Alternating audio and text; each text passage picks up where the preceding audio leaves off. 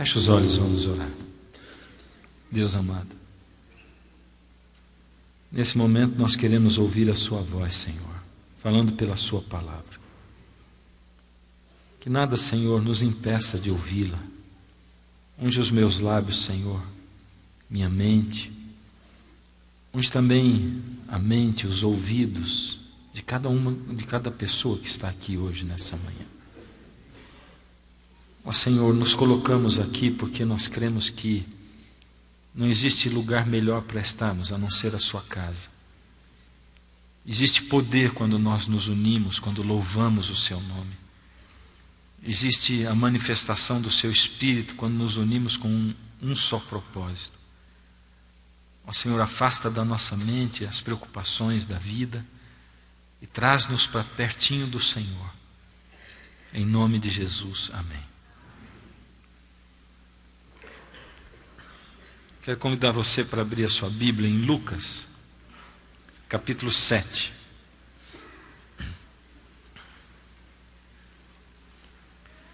Lucas, capítulo 7.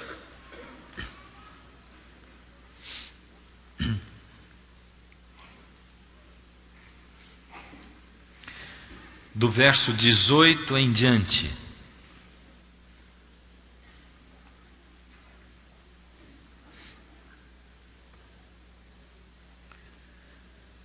Todas essas coisas foram referidas a João Batista pelos seus discípulos. E João, chamando 2 deles, enviou-os ao Senhor para perguntar: És tu aquele que estava para vir, ou havemos de esperar outro?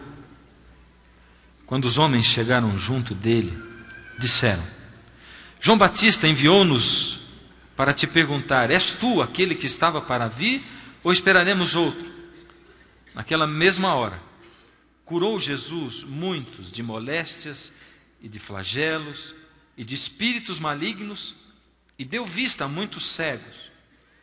Então Jesus lhes respondeu: Ide e anunciai a João o que vistes e ouvistes. Os cegos veem, os coxos andam, os leprosos são purificados, os surdos ouvem, os mortos são ressuscitados, e aos pobres anuncia-se-lhes o Evangelho. E bem-aventurado é aquele que não achar em mim motivo de tropeço, ou bem-aventurado aquele que não perde a sua fé em mim. Amém.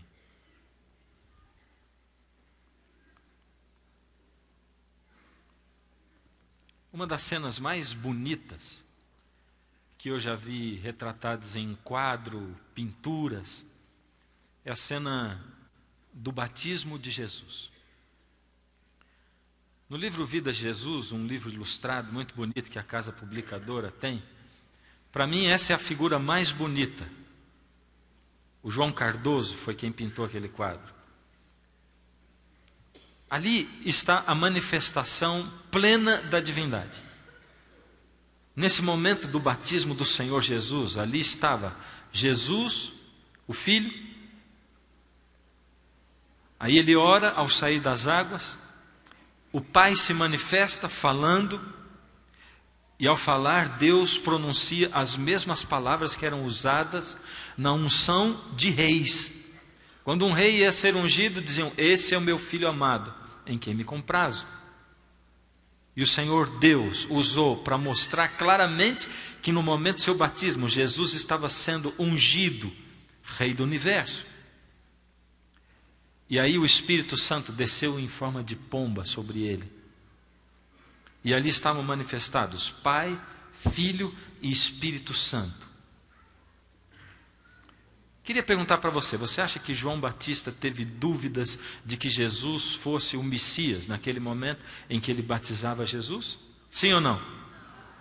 Teve dúvidas ou não? Certeza? Ele teve, sim ou não? Acho que você não tem dúvida. É que eu ouvi um simzinho aí pelo meio. Se ele não teve dúvida, então por que ele mandou os discípulos para perguntarem se Jesus era o Messias ou não? Bom, eu perguntei se ele teve dúvida naquele momento, né? E depois ele teve dúvida? No momento do batismo ele não teve dúvida. E depois, quando ele estava preso, ele teve dúvida? Sim ou não? Sim ou não? Certeza? Sim ou não? João Batista mudava de ideia muito rapidamente, é ou não é? João Batista era um camarada assim muito volúvel. Ele também não tinha fé. João Batista era um camarada que não era muito firmado, ele não tinha também consciência daquilo no que ele acreditava. Aliás, aquela não era a primeira vez. Está certo tudo que eu estou falando? Não. Mas como aconteceu aquilo com João Batista? Aquela não tinha sido a primeira vez que João Batista viu Jesus. João Batista já tinha visto Jesus antes. E se você ler ali o contexto, esses versos que estão ali, logo em seguida Jesus vai declarar, vai virar para os discípulos e vai dizer assim, que dentre os nascidos de mulher, não houve nenhum homem maior do que João Batista. João Batista, o maior de todos os profetas. E quando a gente põe assim João Batista como o maior de todos os profetas, a gente tem que comparar João Batista com outros, não é? Todos os que vieram antes dele. João Batista era um homem de fé, João Batista era um homem seguro daquilo que ele acreditava. João Batista era um homem de comunhão com Deus. Aliás, João Batista, ele tinha o poder da palavra. João Batista, quando pregava, ia para o meio do deserto e ele atraía multidões para o meio do deserto. As multidões iam para ouvir João Batista pregar. Tinha alguma coisa de diferente, e o que tinha de diferente na pregação de João Batista era a vida que ele tinha, a coerência e a intrepidez. Quando a gente lê o livro de Atos, a gente descobre e vê muitas e muitas vezes ali essa palavra. Pregavam com intrepidez, a intrepidez de quem vive o Evangelho, de quem ama de verdade. João Batista, ele era um eremita, ele vivia afastado do povo, e ele só ia ao deserto para pregar, e as pessoas vinham para se encontrar com ele no deserto, e João Batista realizava o maior de todos os milagres, porque João Batista batizava as pessoas, e o maior de todos os milagres é a conversão de um coração de pedra se transformando num coração de carne.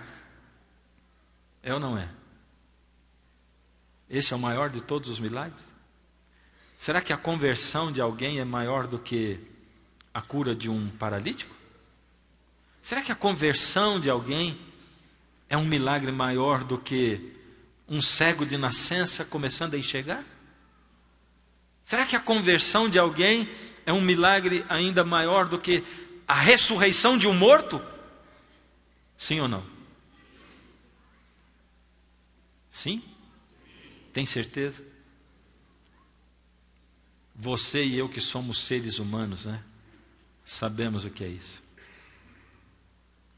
Eu estava cantando esse hino Cristo me amou e prestando um pouco assim atenção num pedacinho da letra dele quando diz assim: pecadores, vinde já, Cristo vos quer salvar. Acho que tem alguma coisa errado na letra desse hino. Acho que é pecadores, vinde já, Cristo nos quer salvar. Tem que incluir todos nós. Ela não é uma mensagem minha, santo, para os pecadores que estão lá convidando. Venham pecadores, Cristo quer salvar vocês. Acho que é pecadores, vinde já, Cristo nos quer salvar. Todos nós somos pecadores, miseráveis. Todos pecaram, destituídos estão da glória de Deus. Nós todos somos pecadores, falhos, miseráveis. Todos os dias quando eu oro a Deus, eu tenho que dizer: Senhor, eu estou aqui diante do Senhor. Como o Senhor sabe, eu digo todo dia para o Senhor: eu sou um pecador miserável. E eu estou aqui para falar com o Senhor.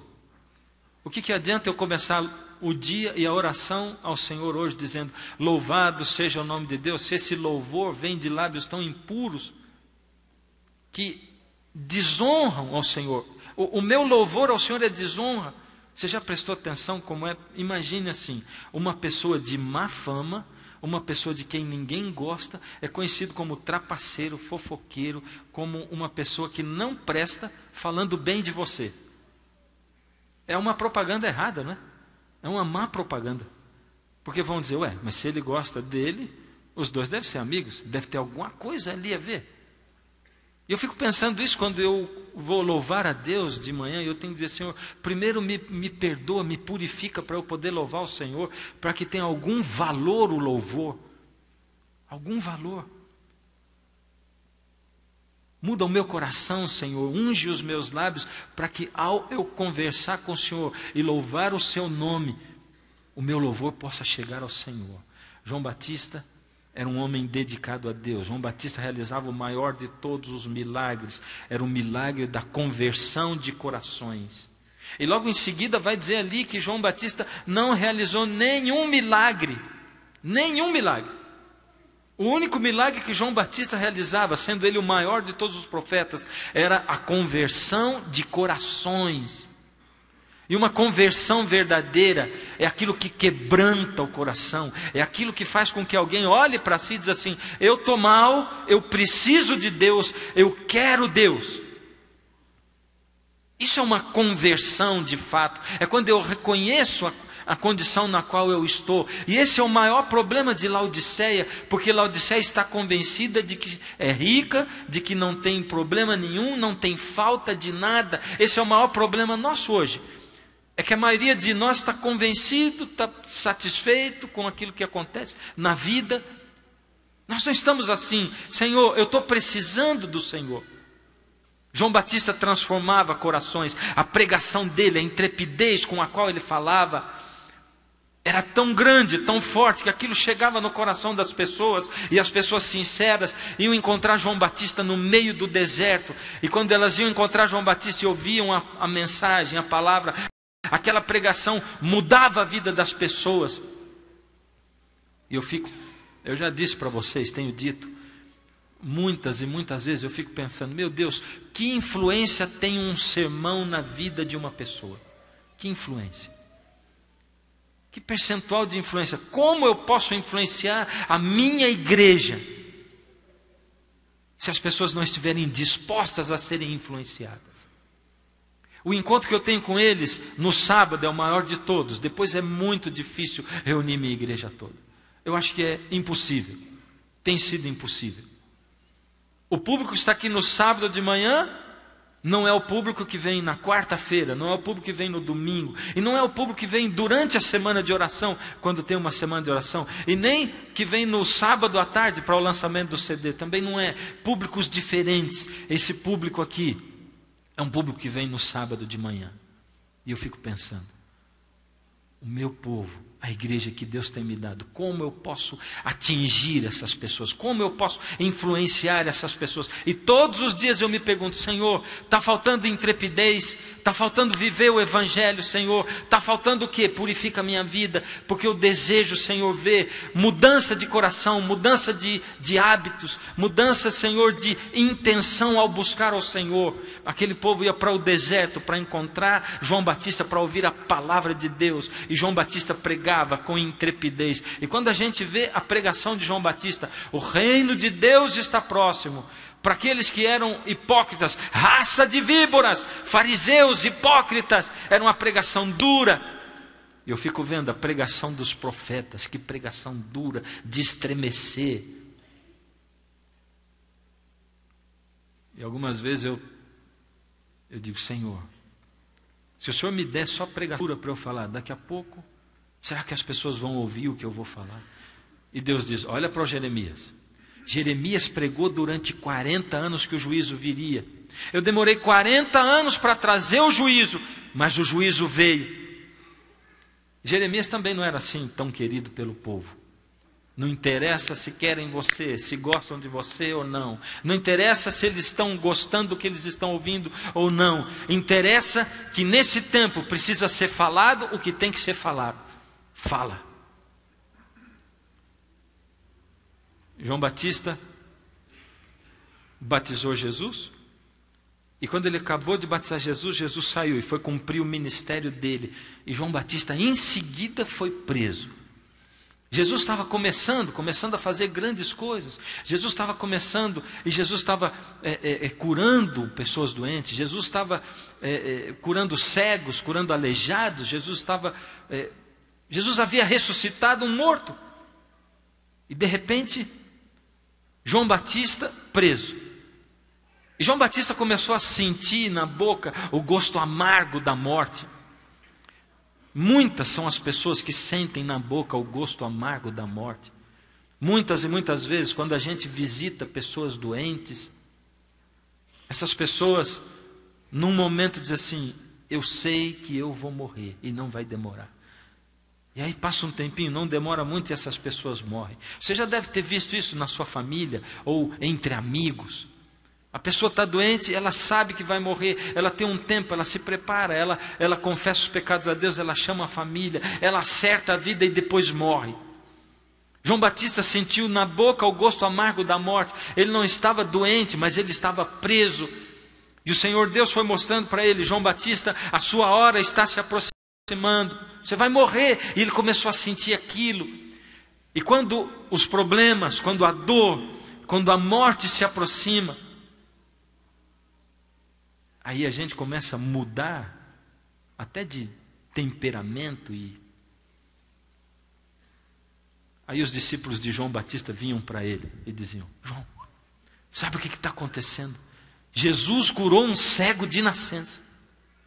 Isso, João, simplesmente curou o cego de nascença. João, sabe o que está acontecendo ali em Cafarnaum? Trouxeram um homem carregado por 4 outros homens, botaram a cama dele pelo telhado, desceram. Jesus estava pregando dentro de uma casa e Jesus fez o paralítico andar. Ele era um paralítico, duplamente paralítico, espiritual e fisicamente. E ele fez o paralítico andar, saiu levando a cama na frente de todo mundo. João, Jesus é seu primo, Messias. Ele é todo poderoso, João. Ele não vem tirar você da prisão, João. Será que Jesus não vai fazer isso por você, João? Não faltam os amigos que tentam consolar a gente na hora dos problemas. É verdade ou não é? Cadê o seu Deus? Cadê o milagre dele? Eu tinha numa igreja minha o Carlos. O Carlos era um sujeito de 42 anos, tinha 2 filhos adolescentes. O Carlos pegou uma hepatite do tipo B, e aquilo foi destruindo a saúde dele, e ele teve que fazer transfusões de sangue, e por causa de transfusões de sangue, ele adquiriu HIV também. E aí chegou num dia, um médico da igreja me ligou e disse assim: pastor, o Carlos está muito mal. Eu tinha ido visitar o Carlos. Tinha visitado o Carlos em casa, bem antes do médico me ligar. Fazia uns 3 meses que eu tinha visitado o Carlos. Enquanto eu visitava o Carlos, a esposa dele, chorando, pediu para os filhos saírem da sala e ela disse assim: pastor, o que a gente não consegue entender é por que Deus não age, pastor. Sabe por quê? Vêm os parentes, a gente tem parentes que são de outras crenças. E eles vêm dizer assim: sabe por que vocês estão aí sofrendo? Porque vocês são masoquistas, vocês gostam de sofrer. Porque se vocês estão pedindo um milagre lá na igreja de vocês e não está adiantando, vocês são orgulhosos, masoquistas. Por que vocês não vão em outras igrejas? Por que vocês não vão lá eu não vou dizer onde, mas lá aonde a gente vai? Porque lá vão fazer alguma coisa e vai passar essa doença. Mas vocês não vão, vocês são orgulhosos, são masoquistas. Porque se não está adiantando a igreja, se a igreja de vocês não tem poder para curar, por que vocês não vão lá aonde a gente está falando? Pastor, aí a gente não sabe o que dizer.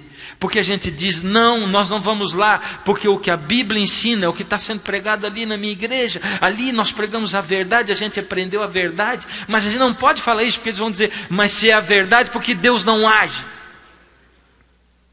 Não faltam os amigos, não é?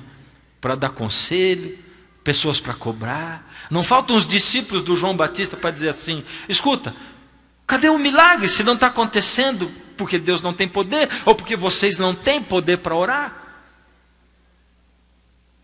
Naquele final de semana o médico me ligou e disse assim: pastor, vai visitar o Carlos, porque o Carlos não passa desse final de semana. O sangue do Carlos, pastor, é um veneno. Se alguém colocar numa seringa o sangue dele e injetar em alguém, é morte também, na certa. O sangue dele é um veneno. Eu fui na Santa Casa de Misericórdia. Ele estava no setor de isolamento. E o Carlos Ele tinha a barriga estufada assim. Ele estava amarelo, esverdeado. Eu nunca tinha visto alguém daquela cor antes. E o médico disse: ele não passa desse final de semana. Pastor, o médico já tirou 2 litros de dentro do meu abdômen, mas diminui muito pouco. Ele diz: eu não posso mais tirar líquido daí. Carlos, eu vou orar. Pelo que você quer que eu ore? Vamos confessar os pecados, vamos entregar a vida a Deus. Pelo que você quer que eu ore? Pastor, eu quero que você ore para que Deus me cure. Você já se sentiu numa situação dessa assim? Ore para Deus me curar. Tá bom, Carlos, nós vamos orar para Deus curar você, porque o Senhor indica na palavra dele que nós precisamos orar pelos doentes. Mas e se Deus não curar, Carlos? Pastor, se Deus não me curar, eu aceito para mim aquilo que Deus estabelecer na minha vida. Eu aceito a vontade de Deus. Amém, Carlos? Mas Deus vai me curar, pastor. Tá bom, Carlos. Nós vamos orar e vamos pedir a cura, Carlos. Mas se Deus não curar, o pastor já disse, se Deus não curar, eu estou preparado para o que Deus tem para a minha vida. Então tá bom. Mas Ele vai me curar, pastor. Tá bom, Carlos. Tá bom. Você já se sentiu assim algum? João Batista tremeu. João Batista temeu. João Batista duvidou, sim, porque João Batista era, sim, o maior de todos os profetas. João Batista era, sim, um homem que pregava com intrepidez. João Batista era, sim, alguém que vivia o Evangelho. João Batista tinha certeza do papel dele. João Batista cumpriu o papel dele, porque ele poderia não ter cumprido, como Sansão não cumpriu o seu papel. João Batista podia não ter cumprido o seu papel, mas João Batista cumpriu. João Batista aceitou a missão. João Batista abriu mão de tudo mais para se colocar no regime alimentar que Deus tinha estabelecido para ele, para vestir as roupas que Deus tinha estabelecido para ele, para pregar do jeito que Deus tinha pedido para ele pregar, para enfrentar, para não se incomodar com o que o rei pensasse, mesmo que ele fosse preso. Mas agora estava pesado demais. Porque muitas vezes, quando a gente se coloca nas mãos de Deus e entrega a vida na mão de Deus, a coisa fica pesada demais. Muitas vezes, se você se batizou pensando que dali em diante ia acabar os seus problemas, eu tenho uma notícia para te dizer, desculpa, mas não é assim. Se você pensou que você viria para a igreja e os problemas iam terminar, pode ser que tenha acontecido ao contrário, eles tenham aumentado depois que você se batizou. Como uma mulher uma vez me disse, pastor, acho que eu batizei na igreja errada. Porque depois que eu batizei, a minha vida desmoronou, a minha vida financeira, pastor. As coisas só vão de mal a pior, e quanto mais a gente pede para Deus, mais piora. Eu acho que eu batizei na igreja errada. Eu digo, se você esperava vir para uma igreja onde você viesse e todos os problemas acabassem, você batizou na igreja errada mesmo. Porque Deus não promete isso. Mas então qual a diferença entre ser cristão e não ser cristão? Você não perguntou isso alguma vez na sua vida? Qual é a diferença se Deus não me oferece essa proteção? Se Deus está aí, eu falo de Deus e eu digo que Ele existe, que Ele é um Deus real, mas Ele não me cura, eu não posso dar testemunho para as pessoas. E eu vou dizer um negócio para você. Eu tenho descoberto a duras penas que os testemunhos são bons, sim, mas que muitas vezes, na maioria das vezes, as pessoas, elas ficam com inveja de testemunho. Inveja. Se Deus começar a dar sonho para você, eu nunca tive sonho. Sonho revelador. Sonho outro eu tive, aqueles malucão que não serve para nada. Mas sonho revelador, se Deus der um sonho revelador para você revelar alguma coisa através de sonho, e se começar a ser frequente, e se toda vez no mesmo grupo de amigos você começar a contar o seu sonho, o povo vai ficar cheio de você. E as pessoas dizem, pô, mas só para ele que Deus dá sonho? Parece que todas essas coisas, toda hora tem sonho, sonho, sonho, que negócio é esse? E daí, se Deus está dando sonho, se você começar a revelar para as pessoas, e se você começa a dar testemunho, ai, Deus falou comigo, e Deus me indicou, e as pessoas ficam olhando assim, deve ter alguma coisa errada aí com essa pessoa. Que negócio é esse? Porque Deus revelou, Deus falou comigo. Agora, se o diabo falar, todo mundo acredita, não é? Aí sim. Não dormi essa noite, eu ouvia vozes no meu quarto, a janela batia e fechava, e o povo, meu Deus, vamos fazer vigília, vamos orar. A gente acredita mais no diabo do que em Deus. E sabe, o testemunho nem sempre ele é benéfico, porque as pessoas começam a ter inveja do testemunho da outra. Meu Deus. João Batista temeu a morte. Temeu, tremeu e duvidou. E infelizmente isso conforta muito o meu coração. Porque quando eu temo, quando eu tremo, quando eu duvido, eu fico pensando no João Batista, o maior de todos os profetas. Eu digo, quem sou eu comparado com o João Batista? Eu não sou nada. João Batista era muito melhor do que eu. Eu me sinto até com o direito de duvidar mais do que o João Batista, porque eu sou pior do que ele. E quando a minha alma se angustia, e quando eu olho, vou para todos os lados e não vejo saída, e quando eu olho para mim mesmo, e quando eu olho no espelho, e aí que eu não vejo saída mesmo, aí eu lembro do João Batista e eu penso, meu Deus, se ele que era o maior de todos os profetas, Senhor, o que o Senhor vai fazer de mim e comigo? Como o Senhor vai aceitar o meu louvor? Como o Senhor vai me aceitar como servo seu? Como o Senhor vai aceitar a pregação de pés vacilantes, de pernas trementes, de lábios dormentes? Como o Senhor vai aceitar, Senhor? E aí eu olho para João Batista de novo.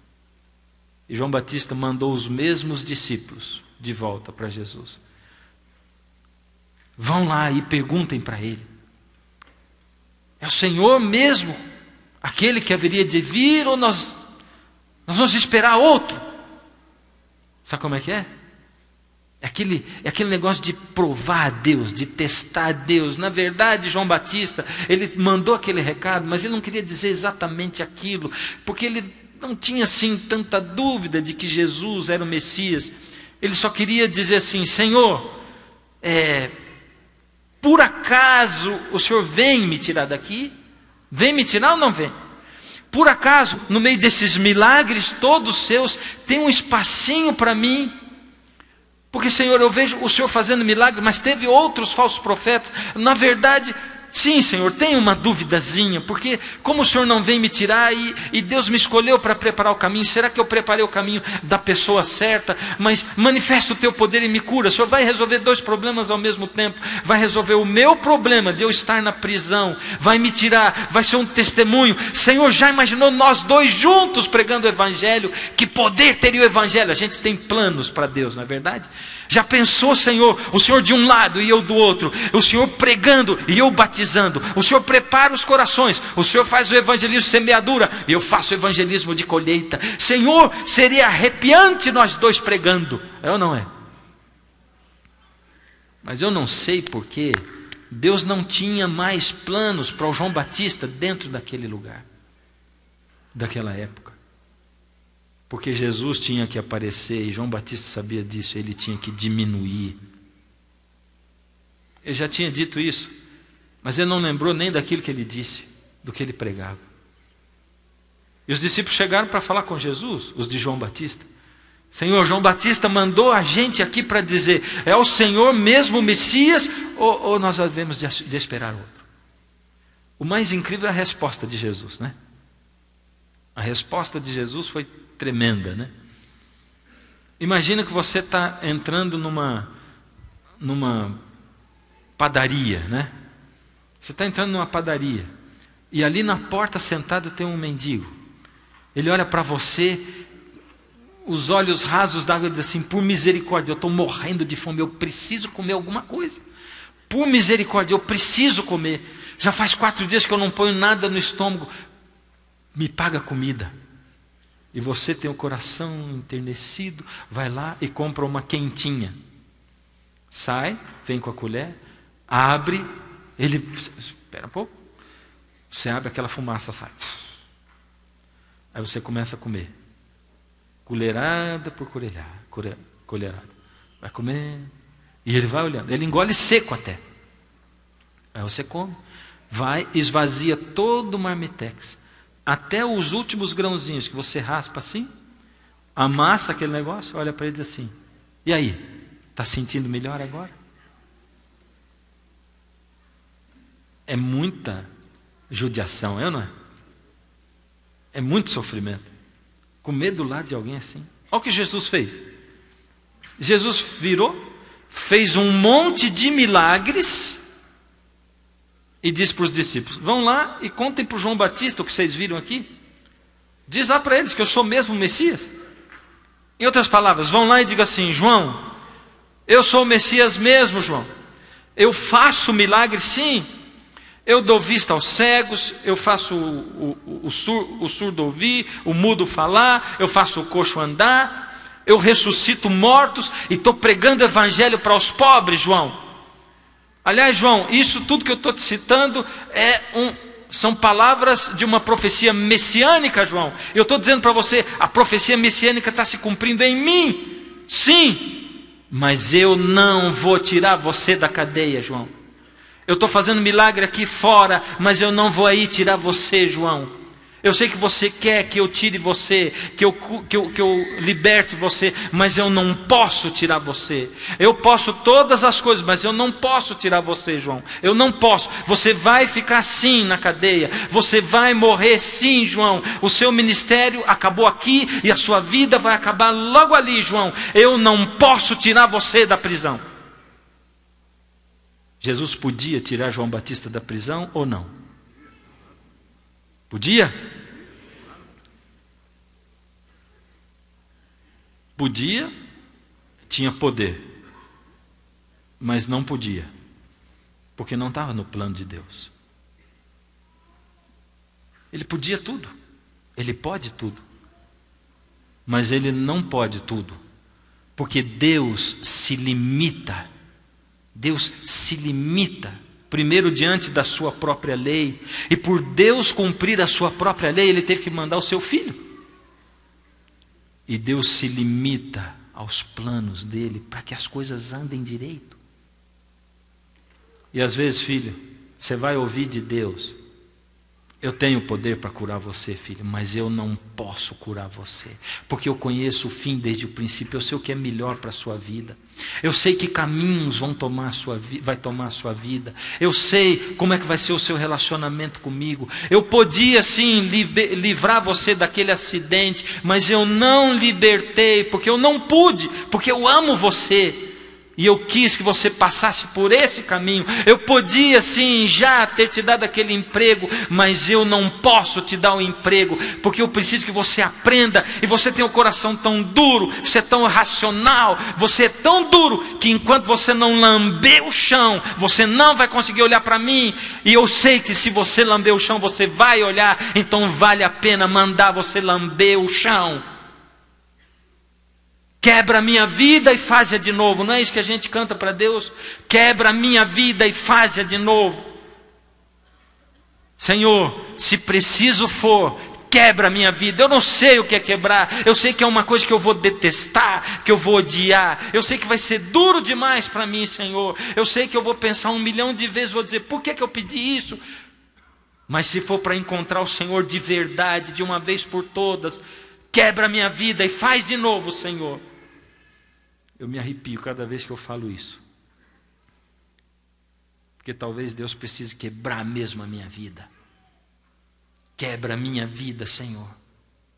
Eu não posso tirar você da prisão, João Batista. Eu não posso curar sua mãe. Eu não posso curar o seu pai. Eu não posso dar um emprego para você. Eu não posso. Duro demais isso? Resposta dura de Deus. Deixa o tempo passar um pouquinho dentro da história de Jesus e João Batista.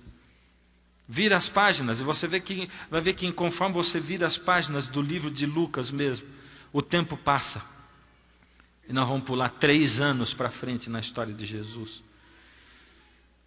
E nós vamos encontrar lá em Lucas 22, do verso 39 em diante. E saindo foi, do verso 39 em diante, 22, 39 em diante. E saindo foi, como de costume, para o Monte das Oliveiras, e os discípulos o acompanharam. Chegando ao lugar escolhido, Jesus lhes disse: orai para que não entreis em tentação. Ele, por sua vez, se afastou cerca de um tiro de pedra e de joelhos orava, dizendo: Pai, se queres, passa de mim esse cálice. Contudo, não se faça a minha vontade, e sim a tua. E ele orou isso: Pai, se possível, passa de mim esse cálice. Se o Senhor quiser, se for possível, passa de mim esse cálice sem que eu beba, sem que eu tenha que sofrer o tanto que eu vou sofrer, sem que eu tenha que carregar todos esses pecados do mundo inteiro que vão me enfraquecer, vão fechar os meus olhos, vão me fazer sentir desamparado, separado do Senhor. E os pecados já estavam sendo colocados sobre ele, e ele já começava a sentir o peso dos pecados. Possível, passa de mim esse cálice sem que eu beba. E de lá de cima ele ouviu a voz de Deus dizendo: eu não posso. Se Deus foi capaz de dizer eu não posso para o filho dele, porque se Deus tivesse passado dele aquele cálice, o que seria de nós? E Jesus ouviu Deus dizer: eu não posso. Você vai beber esse cálice sim. Você vai morrer sim. Eu não posso. Meio-dia, Jesus na cruz.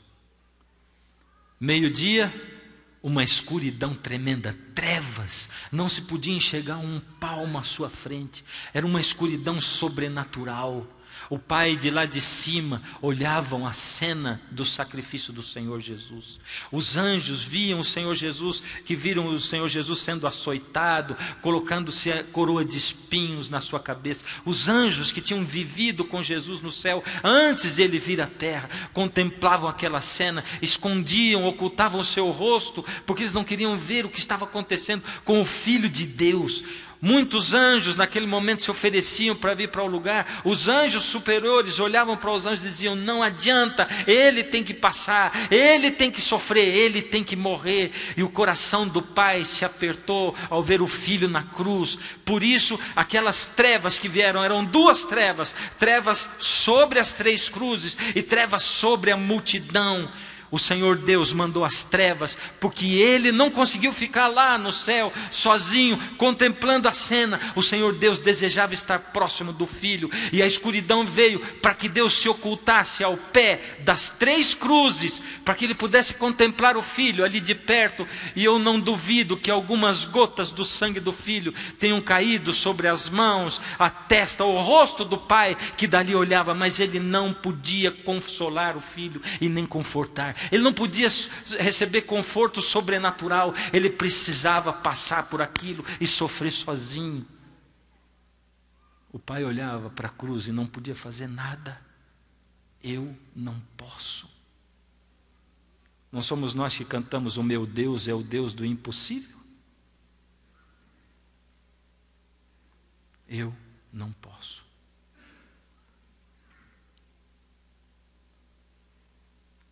E Deus estava ali ao pé da cruz quando ele ouviu Jesus clamar: Deus meu, por que me desamparaste? Por que me desamparaste? Já disse isso alguma vez para Deus, você? Por que o Senhor me desamparou? Nesses últimos dias tem vindo muito na minha mente um texto, um verso que diz assim: o meu povo sofre, perece por falta de conhecimento. Entre outras coisas, sabe o que Deus quer dizer com isso? Ele está dizendo assim: se você, meu povo, conhecesse quem eu sou, se você, meu povo, andasse comigo, se você, meu povo, me conhecesse pela palavra, pelo tempo gasto comigo, você não ia sofrer tanto. Porque você ia entender o mundo e as coisas como acontecem. Você ia entender como Deus se movimenta e se move no universo. Você ia entender quando Deus age e quando Ele não age. E você ia saber que todo o tempo, todas as coisas contribuem para o bem daqueles que amam a Deus. Você já imaginou o exercício que Deus precisa fazer no mundo espiritual para que essa promessa se cumpra? Deus precisa afastar os anjos maus daqui e dali. Deus, isso de cada um de nós.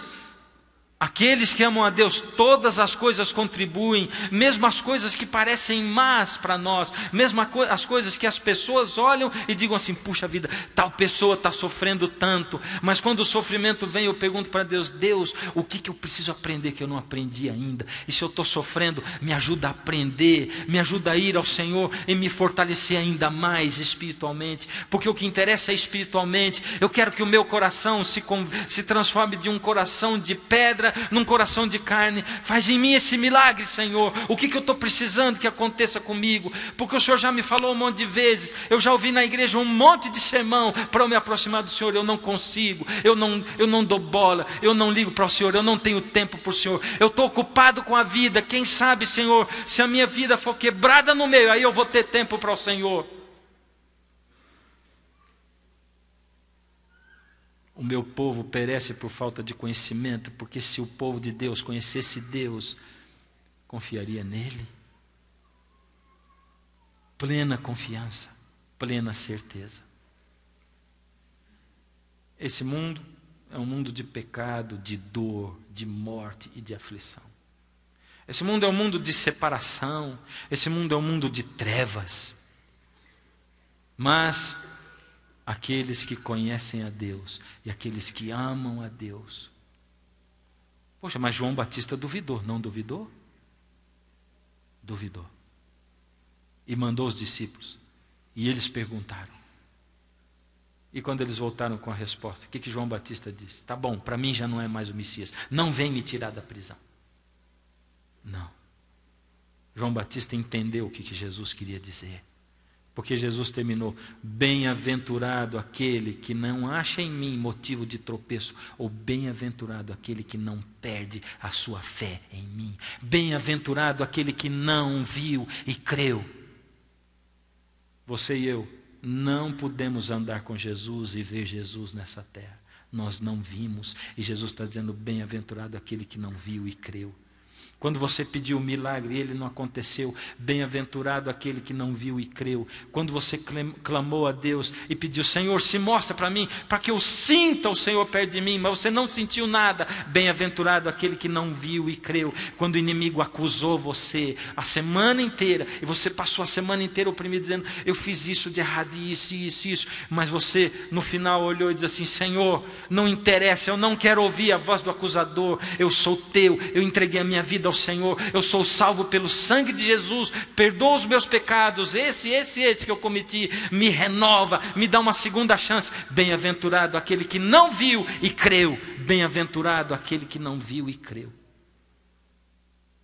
Cegos, mas não espiritualmente.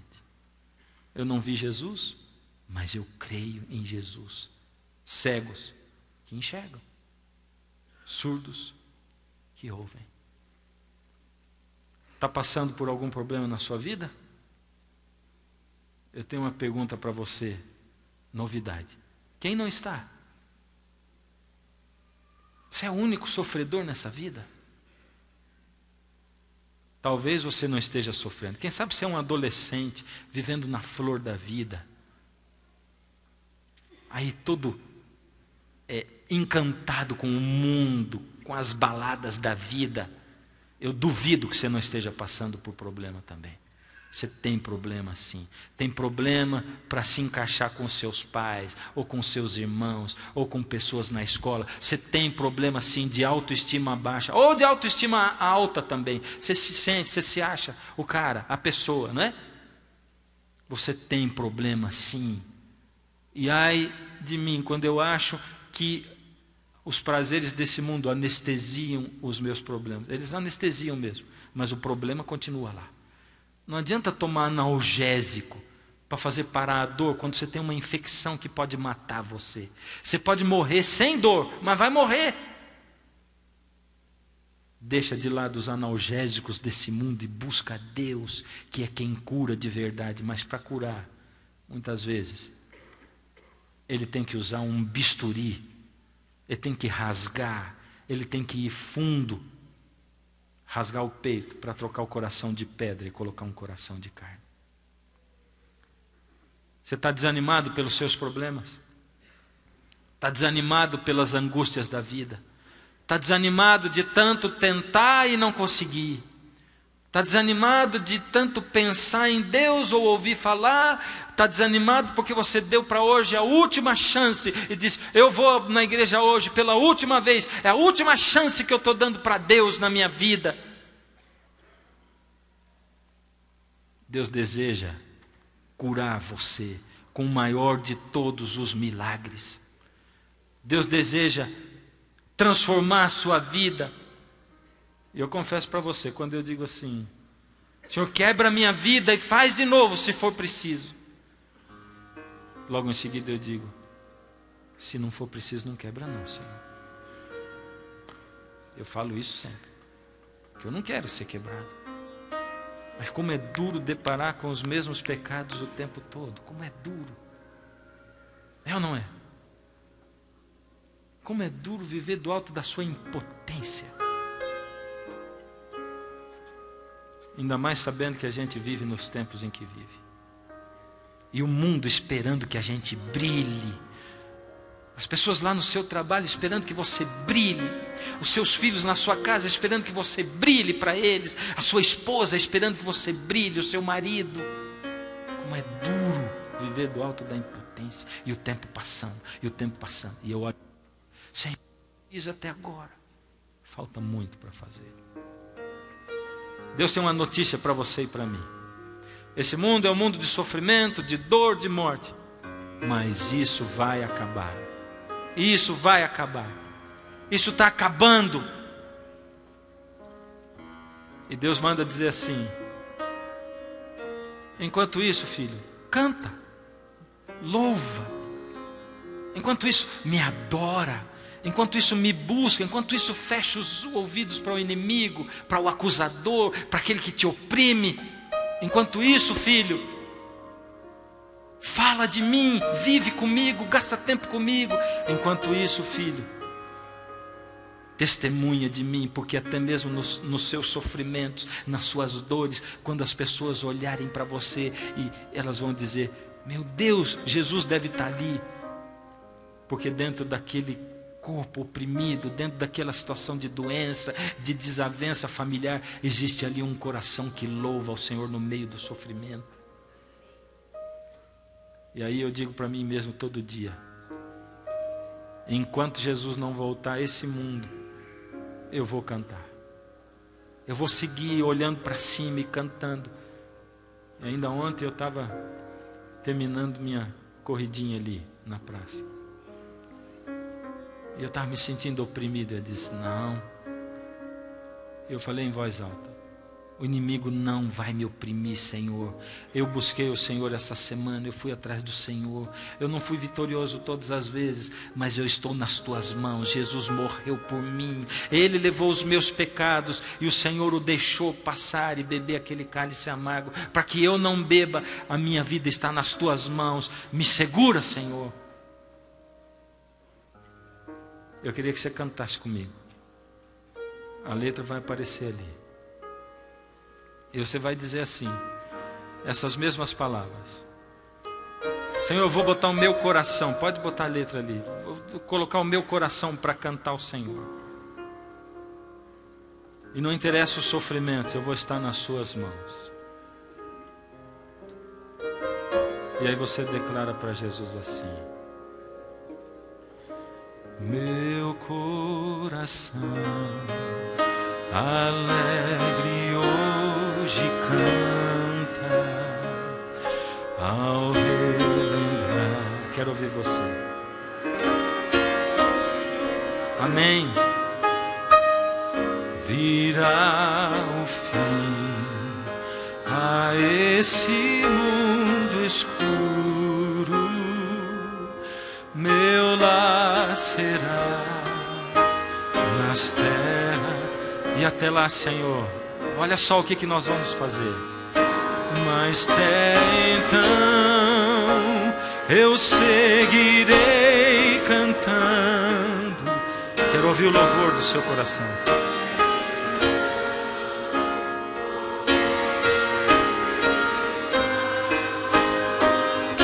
Até o dia em que a cidade eu veja e ouça a Deus chamar-me ao lar. A morte e a dor, não mais pavor. Amém, que seja assim na sua vida.